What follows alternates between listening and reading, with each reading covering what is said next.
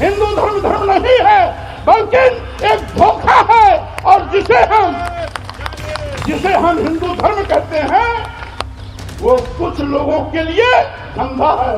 ये अपने खुद के विचार हैं, ये समाजवादी पार्टी के विचार नहीं है। स्वामी प्रसाद मौर्य के कंधे पे बंदूक रख के समाजवादी पार्टी गोली चला रहे।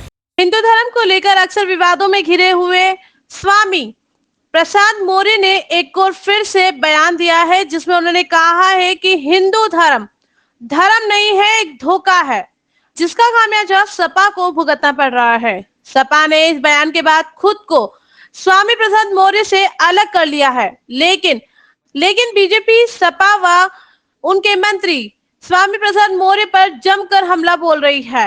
हालांकि स्वामी प्रसाद मौर्य अक्सर हिंदू धर्म पर हमला बोलते आए हैं। एक और बयान ने फिर से उनको विवादों के घेरे में खड़ा कर दिया है। हिंदू एक धोखा है, और वैसे भी 1995 में माननीय सर्वोच्च न्यायालय ने अपने आदेश में कहा था हिंदू कोई धर्म नहीं, ये लोगों के जीवन जीने की एक शैली है।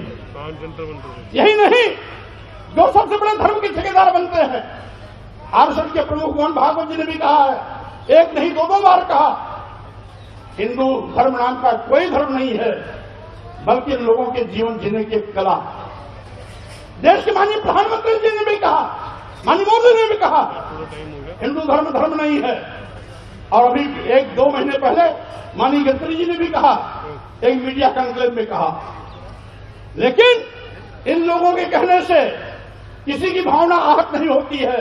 अगर स्वामी प्रसाद मौर्य कह देते हैं हिंदू धर्म धर्म नहीं है बल्कि एक धोखा है, और जिसे हम हिंदू धर्म कहते हैं वो कुछ लोगों के लिए धंधा है। जब हम कहते हैं कि ये कुछ लोगों के लिए धंधा है, तब पूरे देश में भूचाल मच जाता है।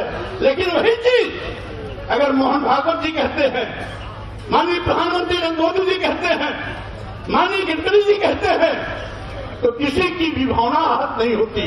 अगर वही चीज स्वामी प्रसाद मौर्य कह देते हैं तो लोगों की भावना इतनी कमजोर होती है